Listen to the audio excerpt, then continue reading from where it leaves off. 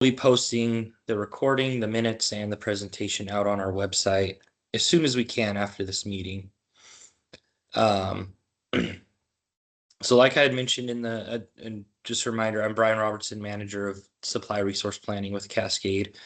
And as I mentioned in the first targeted tag meeting, we're not going to go through and do introductions, but we recently did have a departure from the resource planning team in Bailey Steves, but we have since replaced that position. So I'm going to ask Kirthan if you want to jump in and turn your camera on and introduce yourself real quick. Hi, everybody. Can you all hear me? Yep, we can hear you. Awesome. Hi, I'm Kirthan. I'm the new resource planning economist here, and I'm happy to be here. Great, thank you. Okay, so for the agenda today, we'll have a quick safety moment, and then I'll pass it over to Ryan, and Ryan's going to do much of the presentation today. Ryan's the other economist on the team, one of the other economists on the team, who's taken over the core or the customer and load forecast model. So he'll go through customer breakdown, the demand forecast, the customer forecast. I'll cover some of the challenges that we're having with the customer forecast. And then Ryan will take over the usage per customer forecast. And then I'll touch on the non-core outlook. And then we'll open it up for feedback. But just a reminder, please interrupt us at any point. If you have some feedback you want to give, you can interrupt us. You can raise your hand. You can put a question in the chat. Give us feedback in the chat. We want this to be an open conversation about improving the customer and load forecast model. So real briefly, just some outdoor safety while hunting, fishing, camping, and enjoying all the activities the great outdoors has to offer. Please follow these tips. Make sure you obey all hunting laws, fishing laws. Make sure you have good footing when you're going out and hiking or anything like that. Try to avoid rough terrain so you don't injure yourself. Campfires are very important. Make sure you fully extinguish them before leaving the campsite or going to sleep. Wear sunscreen to protect yourself.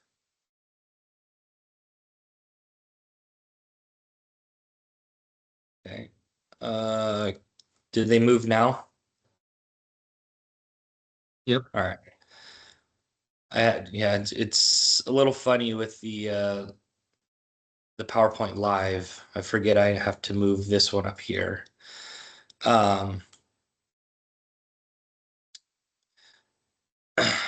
Okay, back to this. So protect yourself from insect bites and make sure you use repellent.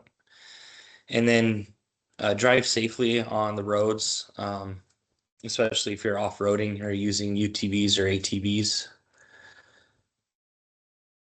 So now I'm going to ask Ryan to hop on and take over from here.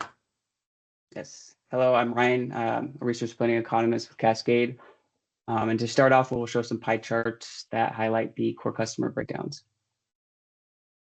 Here are some visuals to show how much each customer class makes up the total for both customer counts and usage for each year, or for the year 2025. On the left, note that industrial is there. It's just barely noticeable because it's such a small sliver. But on that same note, they still make up about 6% of the total core load in the state. And we show these graphs together to highlight not only the customer type breakdown, but also the difference in usage across the different types of customers. So for example, Oregon, we see we have 12% commercial customers, yet they make up about 42% of the core load. Next slide, please. Same thing for Washington, very similar breakdown. Next slide, please. Same breakdown, but for the total company at the class level. Notice that since Oregon and Washington looked about the same, when you add them up, the breakdown will be about the same. Next slide, please. And here are the same breakdowns, but for the entire company at the state level. Washington's about 72% of our core load, and Oregon is about 28%. Are there any questions so far?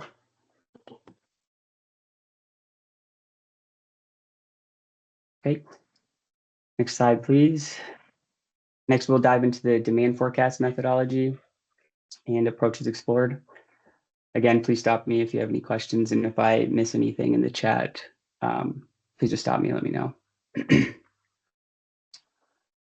These are our service areas and some office locations.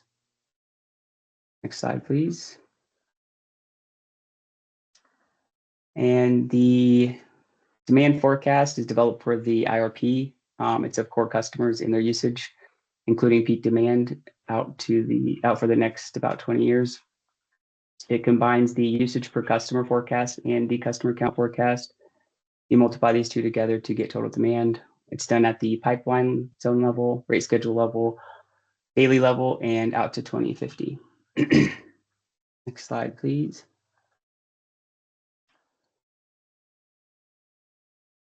So these next few slides go over some definitions. We tried to have both a technical and a less technical explanation so everyone can understand and it is more accessible to a larger audience.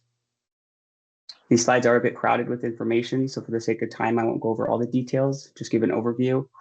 But we did want to provide this information as a sort of quick reference in case anyone was interested. Throughout the presentation, when I say out of sample, I mean data that the model is not trained on. And when I say test set, that's data that is held out. So the model is not does not learn from it. This is to ensure that we're not training the model on data that will be used to predict.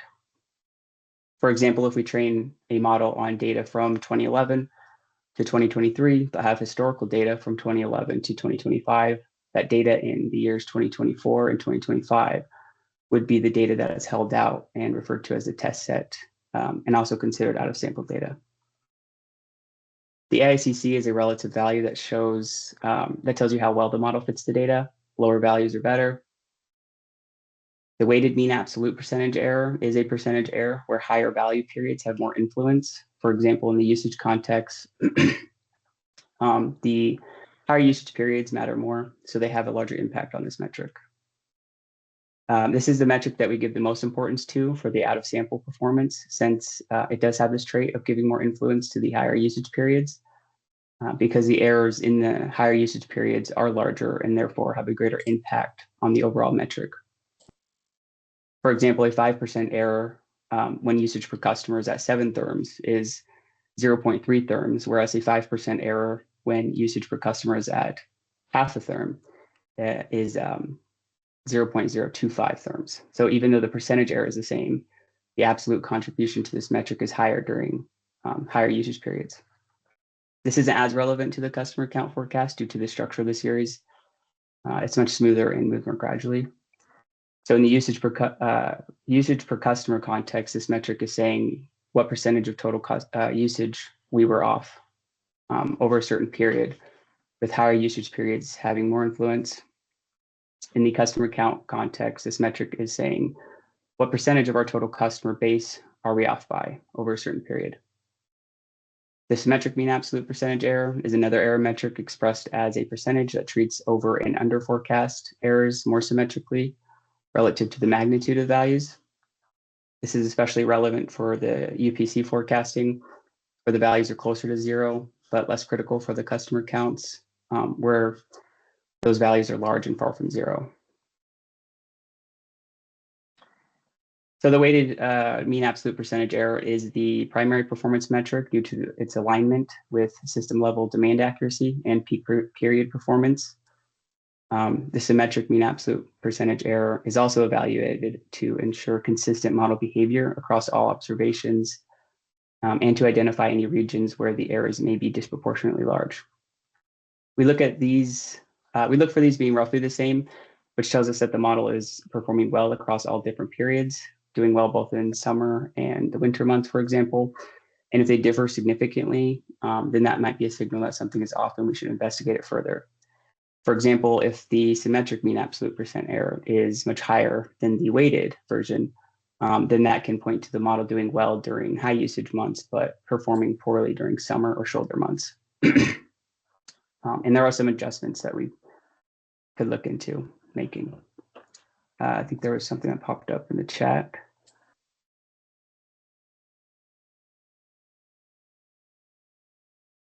Yeah, Paul's just Oh, thanking thank you. us for the Okay, yeah, no problem. less technical. Of course.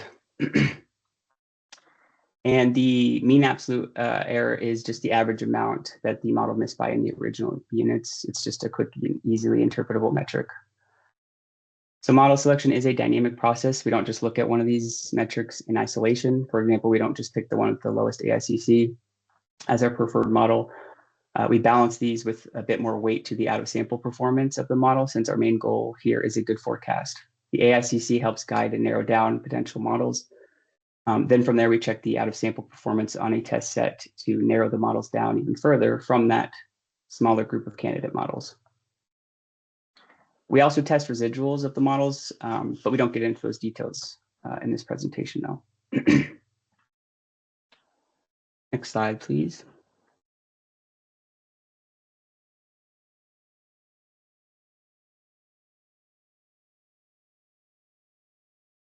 These are two of the main model types we're exploring and using. ARIMA models use past information to help predict future values. There are seasonal and non-seasonal components, as well as differencing that occurs when needed to remove any trend. ETS models learn a baseline, trend, and any repeating seasonal patterns. It uses exponential smoothing to update values each time step, and this just means that it gives more weight to the most recent data. And if you have any questions about either of these model types, we can, of course, take those during the meeting or have a conversation outside of the meeting as well. Next slide, please.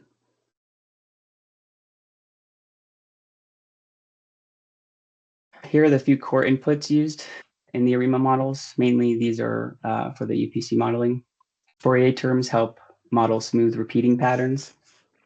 This is things such as seasonality during summer and winter. And it uses relatively few variables rather than month or day of the week indicators. They also allow for smooth transitions across days or months rather than discrete jumps up or down, which seems more realistic. So they often replace the need for those types of indicator variables. For example, if you're modeling the week period, usage likely transitions smoothly between days rather than sharp jumps as the day changes. Note that Fourier terms don't replace the need for indicators for things such as peak days, holidays, or policies going into effect. That may change the underlying pattern of usage or customer counts. HDD is a weather variable used to measure how cold beyond a certain threshold it is. We use 60 degrees. And we also break these into groups so that the model can pick up on different relationships depending on the time of the year. For example, summer changes in HDs likely have a different impact on usage than core winter HD changes. Extreme HDD is an indicator variable that helps capture peak days when the weather gets very cold.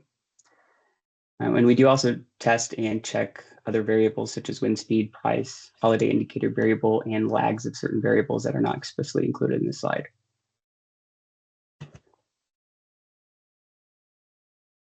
Next slide, please.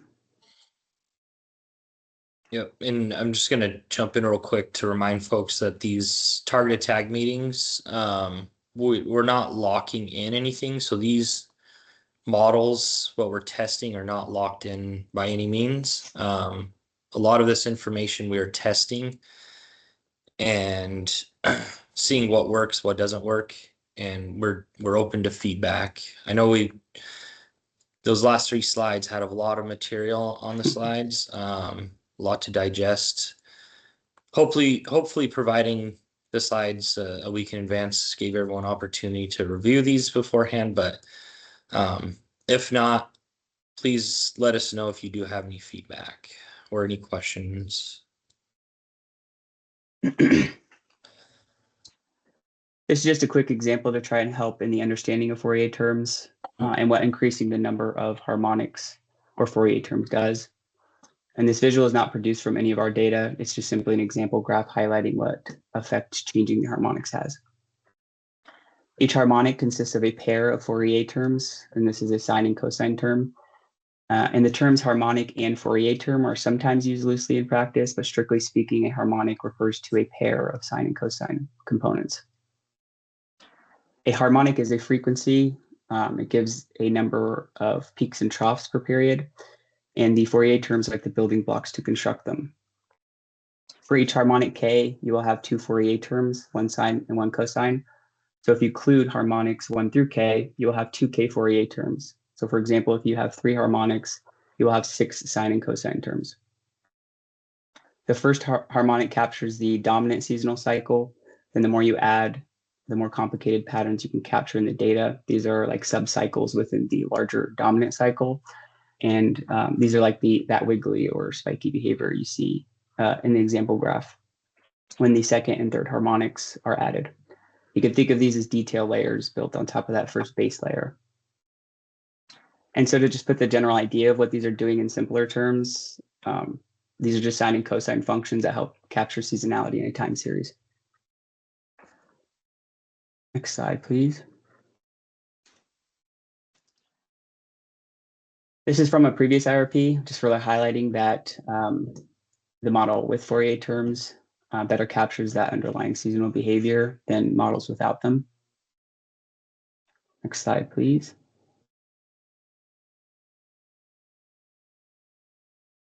We use R to do a lot of our analysis alongside Excel and Plexos. R is a free software with lots of resources and packages that allow you to do all sorts of different graphics and analysis. Next slide, please. In an effort to increase accessibility, this slide provides a completely free resource available online that covers the core packages in R used, the methods, and more, in case anyone is interested in diving into more detail. There are also videos attached by the authors to many of the chapters that are very useful in helping understanding the methods and approaches. There's also a version for Python. Rob Heinemann is a very prominent individual in the world of forecasting and is the one, along with some others, that actually wrote the main packages used in R for forecasting. Are there any questions so far? Okay,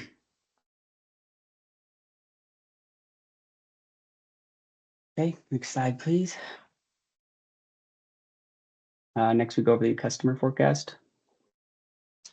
Here's the previous method used for the customer count forecast.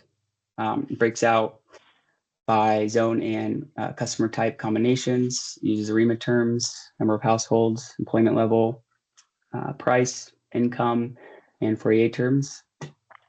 Some of the models are naive models, and this is just taking the most recent historical observed value and using that as your forecast going forward. Typically only done with the industrial and large volume customers where the customer counts don't vary much, or in some cases not at all for the last 5 to 10 plus years. I see a question. Yeah, I have a few questions here throughout these slides from myself and colleagues, but for this slide, how does retail rate impact that customer count final deliverable? Has it impact the customer count forecast? Yeah, I'm just trying to wrap my head around that. So this is from the previous model. I wasn't here for this, Okay. but speaking from we do also test it in the current approach. Speaking from that experience, it doesn't typically really have much of effect at all. Yeah. So go ahead, Brian. Yeah. So if I recall correctly from the previous forecast, we did notice that there was a little bit of an impact, or like statistical significance in some of the industrial customers. But there were some instances where we saw that as retail prices went up, so did customer count. So there was like a negative. So in some instances, we saw negative correlation and some in positive correlation. So, and then some instances there was no correlation. So we continue to test it, but we haven't really gotten great results from it. So it's something we're going to continue testing, continue to try to refine. But we're also looking at price elasticity to customer counts outside of outside of the customer forecast model through like electrification modeling and things like that. Thank you so much. Yeah, and when you see, because this comes up later too with the building codes, when you see those coefficients jumping signs like positive, negative, like that, just being unstable, what that can point to is that it's picking up, it's trying to absorb some other behavior in the series that's not actually attributed to retail price. So that's what sort of I meant too by it doesn't really seem to be doing much, and maybe just adding noise or picking up on something else.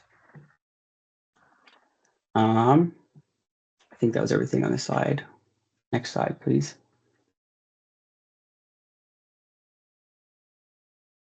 So this next slide approaches covers the other two approaches that we're currently exploring for the customer count forecast. Some of these variables are the same we have used in the past and tested. We wanted to try even more though, since we are committed to continuous improvement and welcome all feedback. We randomly selected 3 zones for residential customers and 3 for commercial customers to model. We tested and explored many combinations, including the number of households, employment levels, mortgage rates, median home prices, retail natural gas prices, line extension allowances, and building codes. We also tested lagged versions of key drivers to capture any delayed effects. For example, building code changes may influence customer counts with a lag because projects already permitted or underway are not affected immediately.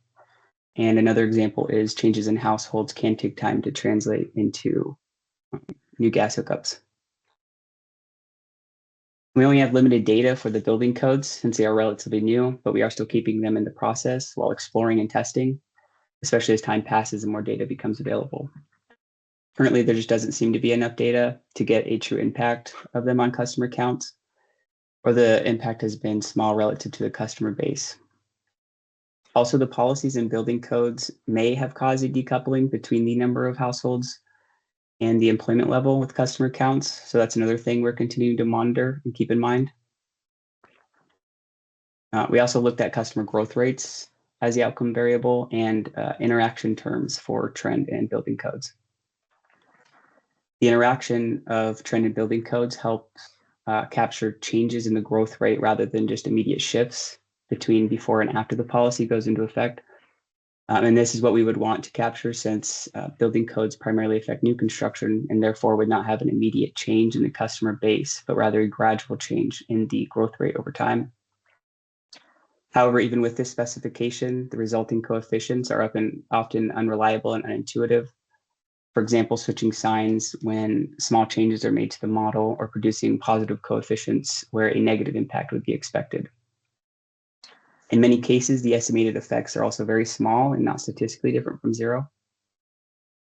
This sensitivity and instability likely arise because of limited post-policy data, with these codes only going into effect in 2021 and then 2024. And these variables are highly correlated with broader time trends and other underlying factors, making it difficult for the model to isolate the true effect of building codes. In practice, the building code variables may be absorbing general growth patterns or other structural changes occurring at the same time. For example, if customer growth continues at a similar rate before and after the codes are implemented, or after a lag when looking at potential delayed effects, there may be insufficient variation to distinguish the policy effect from the underlying trend. This results in weak identification of the building code effect and unstable coefficient estimates. It is an exhaustive exploration since we are modeling every customer type and weather zone combination individually. We check different model combination chunks in a step-by-step process that uses AICC to help us narrow down the potential models to a smaller group of candidate models. But in this particular case, since we were exploring 3 randomly selected weather zones for residential and commercial customers, we also looked at the out-of-sample performance for each of the potential models on a test set forecast. From there, we then also looked at how the models performed on a longer run forecast, that 20-ish years horizon for the IRP. So we're balancing those 3 things, the AICC, the test set forecast, and the longer run actual forecast. This process of checking and balancing these performance metrics allowed us to whittle down all the models to a single model that we considered the best performing ARIMA model to use as our candidate model for this approach. These models perform well when forecasting out 1 to 3 years on a test set, but when we produced the actual longer term forecast for what would be used in the IRP, the forecasts did not seem reasonable in our opinion, since they continued an upward trend we see in the customer counts over the last 10 to 15 years in a manner we don't believe is realistic given the anticipated policy environment and shift towards electrification. So it is forecasting a strong upward trend in customer counts in most cases, and we currently don't think that's the most prudent base case. Next slide, please.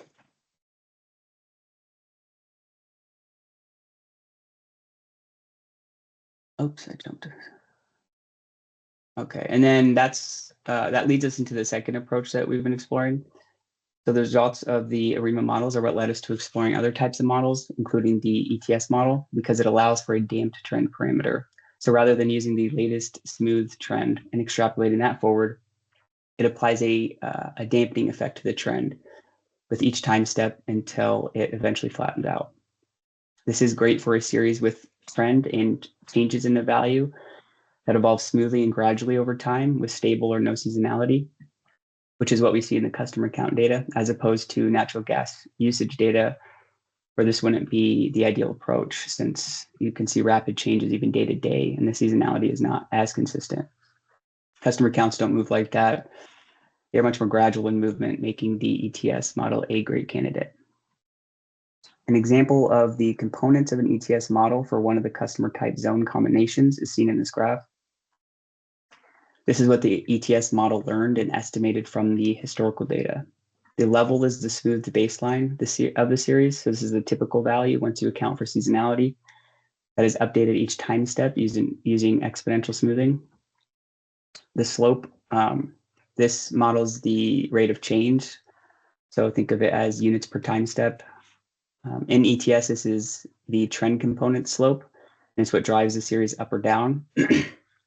In this example, you can see it's always above 0. So there's an upward trend to the data, which just looking at the raw series itself on the top, you can see that upward trend. But in that slope window, in the recent years, you can see it's sort of declining more towards 0 while remaining positive, which again, you can see in the raw series itself as sort of that flattening out towards the end.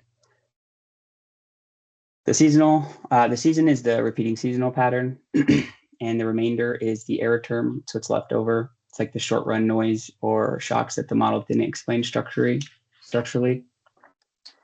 These come from the difference between what is predicted and the prediction and the actual value.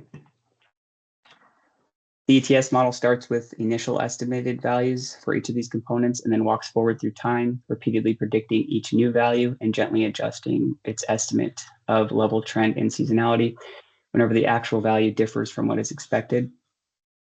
The components plot shows those internal estimates over time, such as this one on the slide. So the smooth baseline is the model estimate. The smooth baseline, the model estimates how fast it thinks that baseline is moving, the repeating seasonal pattern it has learned, and the leftover noise that it couldn't explain. With these types of series, most of the structure can be captured by the level and the ETS components, which is exactly the type of series that the ETS model is built for. Since we don't have a lot of data on the impact of these more recent policies and building codes, the fact that this model gives most recent data the most weight, if those impacts are influencing customer counts, this should pick up on those dynamics. In this context, a damped trend means that any growth in customer counts slows over time and gradually tapers towards 0. We view this as a reasonable assumption for the customer base and a practical proxy for the anticipated long run of impacts of policies and electrification without explicitly modeling those effects due to lack of available data on what they will actually look like. These ETS models also performed well on the test set, but looked more reasonable in our opinion for the long run forecasts as well. Next slide, please. This slide is a bit crowded. But here we are looking at some outcomes from both the ARIMA model approach and the ETS approach for the first 10 years of a full forecast to highlight the medium-term portion of the forecast. Darker colored line is the historicals. Lighter blue is the forecasted data. These are 4 of the randomly selected ones that we modeled with the 2 approaches, and shows both the raw forecast and the year-over-year growth rates of the forecast for both model types. The top row within each window is the ARIMA model, and the bottom row is the ETS model. In some cases, like in the top right, both of them look virtually the same, but in many cases, like the bottom 2, we see a significant deviation between them, where the ARIMA model continues upward while the ETS model gradually flattens out, as previously noted. The upward trend in ARIMA models could be due to the decoupling of the number of households and employment levels with the customer counts from policies such as the building codes. So the number of households could be forecasted to increase, but the same relationship that we see in the past, which is what the model learned, between this variable and the number of customers won't be the same going forward. But as noted, we do not have enough data to see exactly how these newer policies will impact customer counts, so we will continue to monitor them and consider other variables as well to use. You can see in some cases they're very similar, but in most cases we saw the ARIMA model year-over-year growth rates being much more aggressive than what we believe is reasonable or to be expected given the current anticipated headwinds, whereas the ETS model forecasts seem much more reasonable as a base case, since they show some continued growth that is in line with the historical trend, but then that growth diminishes towards 0. Next slide, please.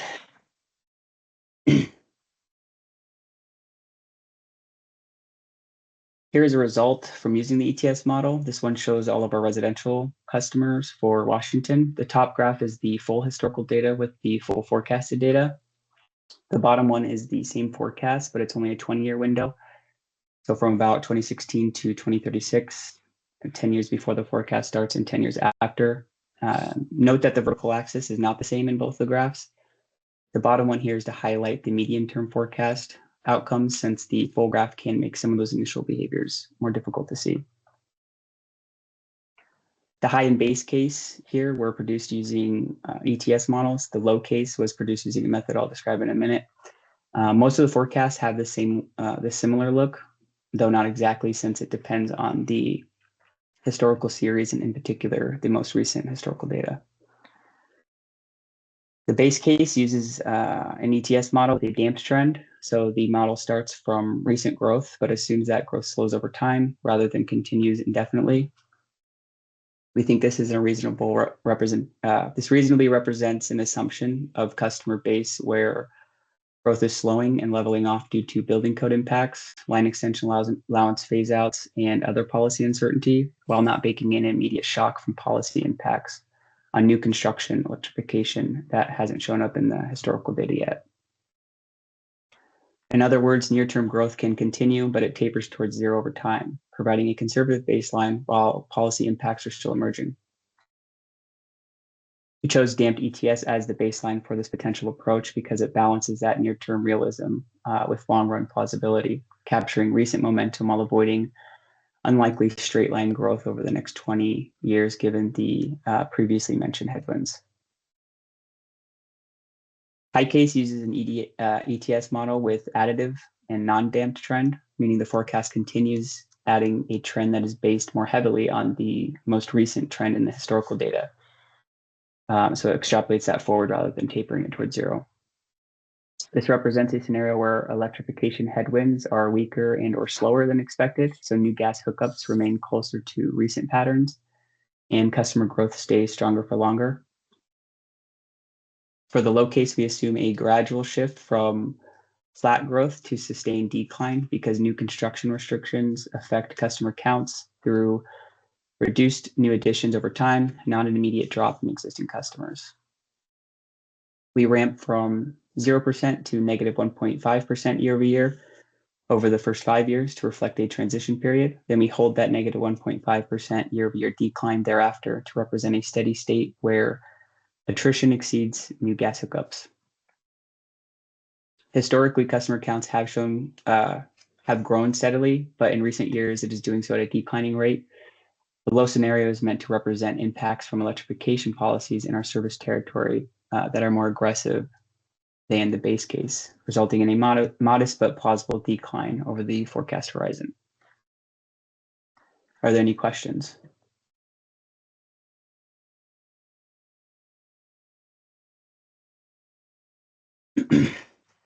Okay, I will pass it off to Brian for this next part.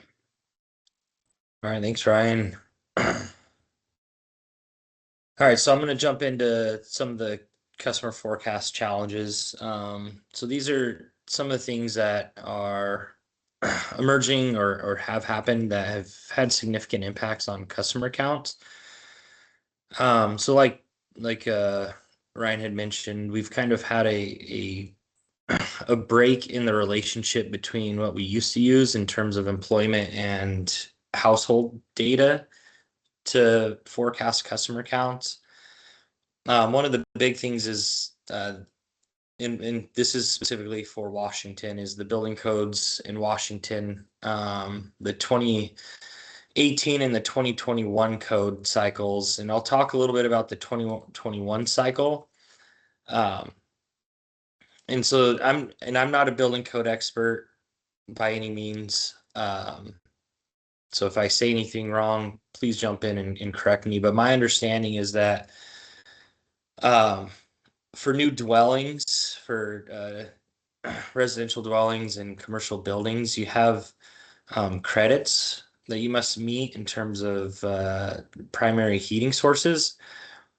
And when you look at combustion heating, those get a credit of 0. And I think you have to hit like I want to say 8 credits when you're building a building, whereas a heat pump can get 2 to 3 credits. So when construction's going on and they're looking at these and getting permitting done, oftentimes heat pumps are now chosen over furnaces due to this reason. Now, this doesn't stop somebody from theoretically putting a heat pump and then a backup furnace in as well. What we have seen in terms of impact to our customer count, now these went into effect in March of 2024. We have seen our customer count impacts from when the 2018 codes went into effect. We were at about 1.5–2% growth residential. And that number is down to about 0.5% growth currently. Now, recently we have seen our customer count growth rate flatten out at 0.5%. So there may be, we'll see how things progress, but it may look like that 0.5% growth may be the new growth rate at the current building codes. But there's also some more emerging impacts coming in, like the line extension allowances. Yeah, Paul. Yeah, before we're moving on from the building code section, a colleague highlighted this for me that the SBCC has already started the process for the next WSEC. Sorry, I'm reading all these acronyms. And I just not really a question, but just highlighting that, and like, well, I guess there's a question of like, are you guys already in the preparatory stages for implementing that, or just like waiting, like the waiting game for the next WSEC? Yeah, I think we're waiting. We're always in touch, so we meet with our building codes expert. And I don't know if Elizabeth is on this call today, but we meet with her once a month in a group setting, and she usually gives updates on building codes. I don't think there's enough information to make any changes yet, but we're very tied into that process and staying up to date with those changes. Thank you so much. And yeah, we we want to note, like, we appreciate the analysis of these around these codes. Like, Yeah. Thanks for taking these into account. Yeah. Yeah, definitely. And they are very new, so we're still trying to determine what the impacts exactly are from these building codes. Wesley? Thanks. This is Wesley with the commission. Staying on the building codes for a little longer, just as a follow-up question, and it's really just stating the obvious, but you mentioned that your growth is at hovering around 0.5%, I think, even with these codes. So I guess, do you have a sense of, and I know you hedged that you're not a building codes experts, but I'm curious how, builders are finding a way to build with gas fixtures. Is it just, I guess broadly, does it come down to just meeting the criteria of the credits? Or I guess, do you have a sense of like what a household in your territory might look like staying on gas while meeting these building codes? No, that is a good question. I don't have the answer to that, and I've actually am curious myself on that. I don't know if there's anyone on this call who's more from Cascade side that's more in tune to that. If I had to take a guess, it could be due to, like, as long as you had the permitting done before March now of 24. I think we're 2 years out of that, so this may not be the case, but if you had the permitting done before that, you can still construct with pre-building code permits, I believe. Now I don't think there's that long of a lag. You could also build with like a gas furnace, or not gas furnace, sorry. You could do gas furnace as a backup, so that could be one reason. And then there's all the like fireplaces, barbecues, stoves. I know a lot of people really like to choose gas stoves. So it could be that. But I'll follow up. I'll see if we can get a better answer to that, because I am curious myself. Okay, yeah, I appreciate that. And yeah, I had a similar thought as well. I'm imagining a house with a solar array, fancy heat pump, all this electric, new technology, and then just maybe a gas furnace, right? So, all Yeah. right, thank you. Yeah, thank you. Oh, line extension allowance. So this is it's sort of an emerging change. So in Washington, our current policy adopted in last March, not last March, March of 2025. It allows net present value of margin over a defined time frame, but that time frame diminishes to 0 as of March 1, 2027. So that will have an emerging impact. Like we had mentioned, we included line extension allowance in our models. We haven't got great testing results, but we're continuing to test that. And as we get more data, hopefully we'll be able to get more, build a better relationship, and it can be an explanatory variable. And then Oregon, it's currently under review in the Oregon General Rate Case, which is ongoing right now. So can't really talk about it too much. But if anyone's interested in that, it's under UG 525. And once we get information on what those impacts will look like, we'll try to update our modeling on that. Some more Oregon customer account impacts. So Oregon joined eight other states in a 9 states memo, I believe it was called at one point. I think there might be more states involved, but they have targets, and these are just goals. They're not mandatory at all. To meet at least 65% of residential scale heating, air conditioning, and water heating by 2030, and 90% by 2040. And this is in new construction. Recently, Oregon's Building Code Division is planning on rulemaking to update the residential energy code in summer and fall of 2026. If approved, updated code will require energy efficient heat pumps in newly constructed homes if the home plans to have air conditioning. So if the home wants air conditioning, it has to be a heat pump, which could have significant impacts on furnaces. Now, again, somebody could theoretically choose, I want a furnace as my backup. So a dual fuel system, which in that case, they would still be a gas customer. And then Bend is developing a climate pollution fee for gas appliances and new residential construction to discourage gas in new buildings and fund electrification incentives. Again, a lot of these are impacts to new construction and not necessarily existing buildings. So just wanted to point that out. There's links to some of this information. So if people are curious about those, please feel free to go out there. We can also take some questions on those if you have any questions. All right, I'm going to pass it back over to Ryan. So this section covers the usage per customer forecast overview.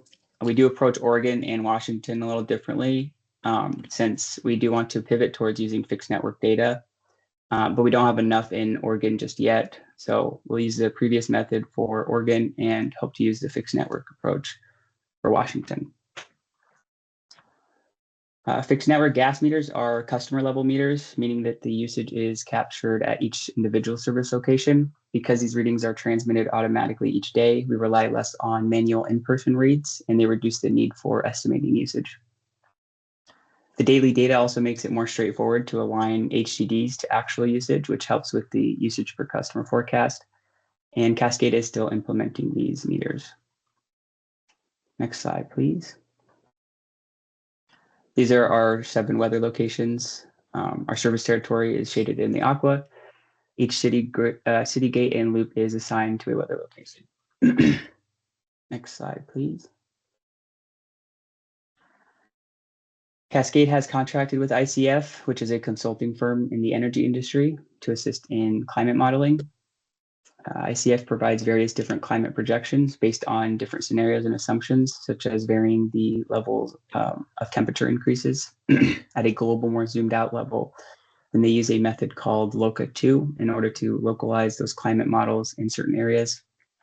In our case, they're localized to our weather locations. They then calculate HEDs from those localized temperature projections to be used in the UPC forecast. Next slide, please. Paul. Yeah, before going on the next slide, actually, I have a question on this one. Perfect. So in that last point, projections, we use an ensemble of 20 plus climate models.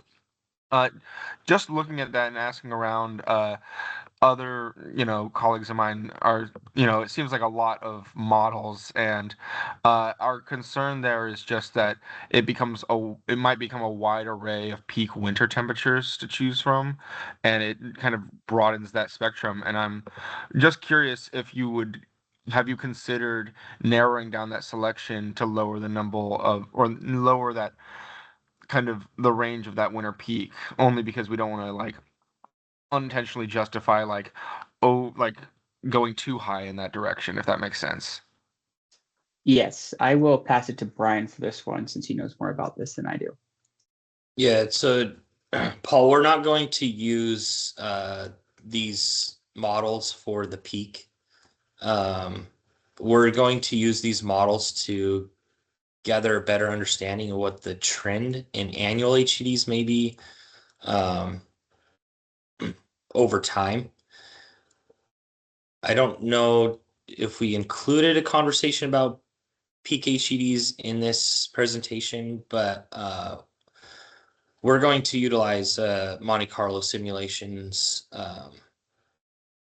with our historical data rather than using the ICF data for the peak. Thank you so much. I'm just jotting that note down. I appreciate it. Yeah.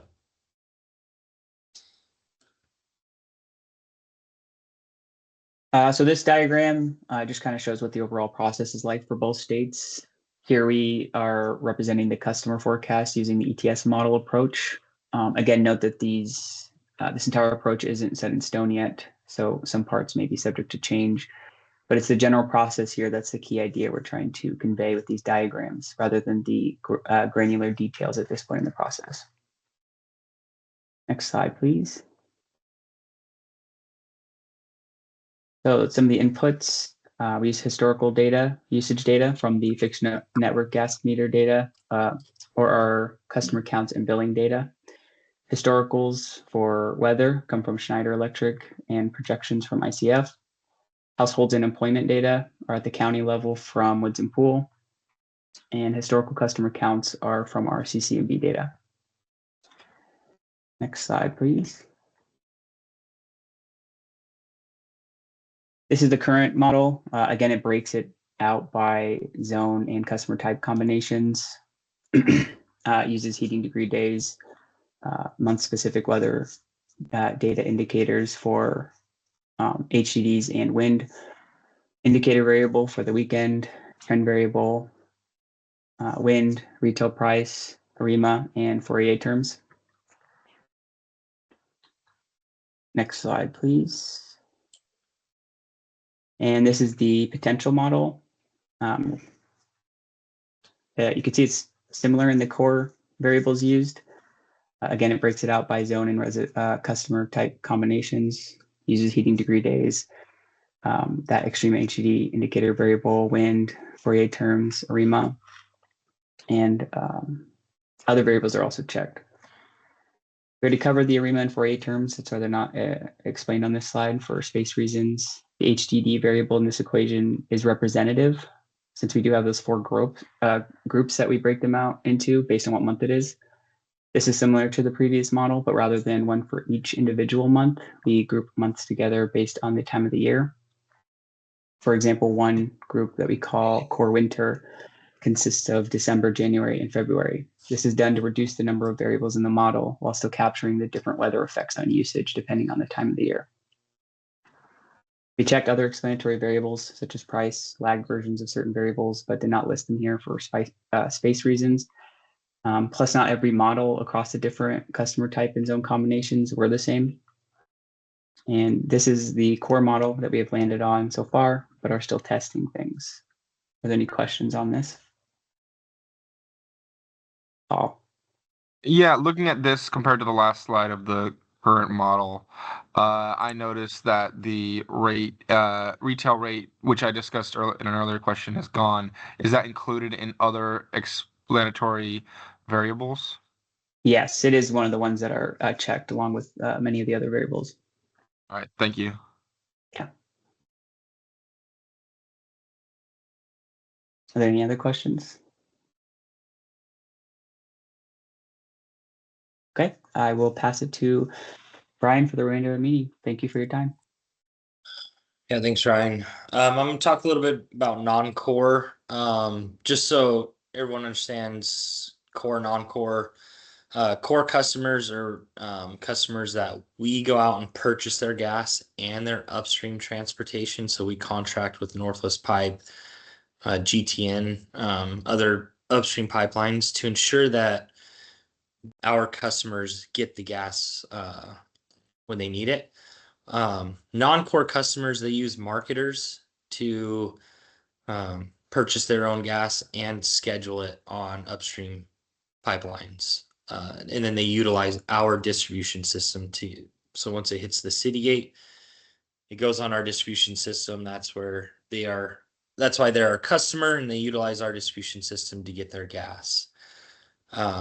We forecast the non-core out to 2050, similar to the core. That way we can do emissions modeling out to 2050.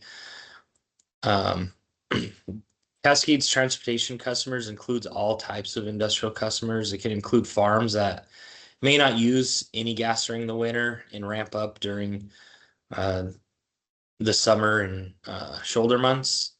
and then it can vary to food manufacturers that average 800,000 therms per month throughout the year. Cascade also serves 6 electric generation customers in Washington and 1 in Oregon. And those 7 customers project to use approximately 800,000 therms in 2027.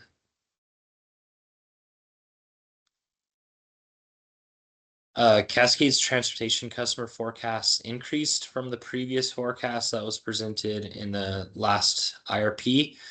The current forecast projects customer counts to be 254 in 2027. And then our industrial managers are working closely with potential industrial customers that may be added in the future. In terms of projections for usage, the transportation customers, which excludes the electric generation, Washington, Oregon, project to consume approximately 521 million therms in 2027.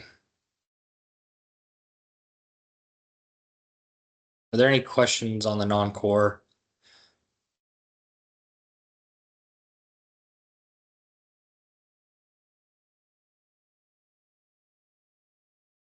And we'll have more information about like the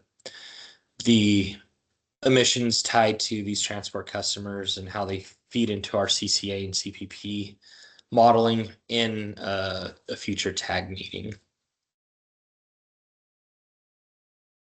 Okay, so feedback. So we're open to any and all feedback throughout this presentation. I know we try to keep these meetings at 45 to 50 minutes to leave time for feedback. I know we only have 2 minutes if people have to run. I can stay on longer if people have questions. I'm happy to stay on longer. But one of the things that we want to touch base on is, especially with the new rules in Oregon, but I'm inviting Washington as well to participate in this. So it says the utility must include in the assessment reasonable upper and lower bounds on resource needs based on key planning uncertainties. So when we talk about high and low forecasts, what we would like to get is feedback to hear if what we're doing for our high upper and lower for our high and low forecasts, if commissions feel that, or if anyone feels that they are reasonable, and if they're not reasonable, please let us know.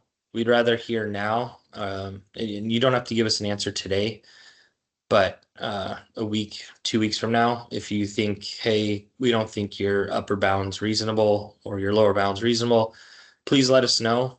That's better for us to know now than later on down the road.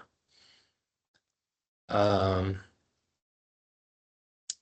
right, is there any feedback? I'll open it up.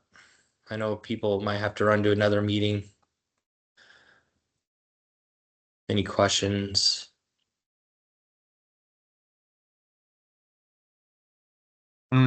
This meeting, I see that it's recorded, and we can email you questions after the fact, correct? Yes. Yep. We may Exactly. be emailing questions after the fact, but thank you so much. Yeah, and I'm happy to jump on a call too if that works as well. But emails work great, gives us time to coordinate and get the right people to answer the questions. Okay, so real quick, here's the remainder of the 2027 IRP schedule. I'm not going to run through it like I did last time, but every 3 weeks we'll be running a targeted tag on a different topic. And then starting in October, we'll run our longer tag meetings where we actually present results and try to get feedback on those. We'll hold one in October, one in November, and we'll send a first draft out. And then we'll hold a third tag on the 10th. We'll send out a final draft asking for comments, and then we will put together the final IRP narrative to file in May. With that, you can contact us at irp@cngc.com. You can email directly to me if you'd like, brian.robertson@cngc.com. The next tag meeting will be Wednesday, June 10th, and we'll be discussing the avoided cost model. Okay. That's all we have. Appreciate everyone joining and all the questions we got. It was a very good conversation.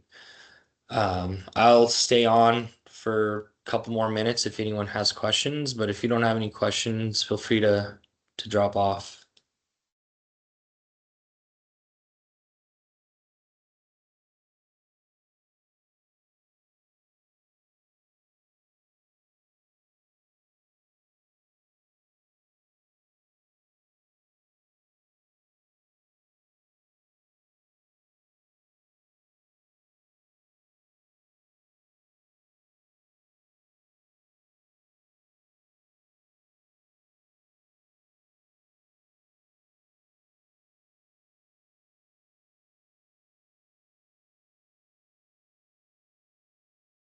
All right, I'm going to end the meeting since it looks like the majority of people have dropped off. So thanks, everyone.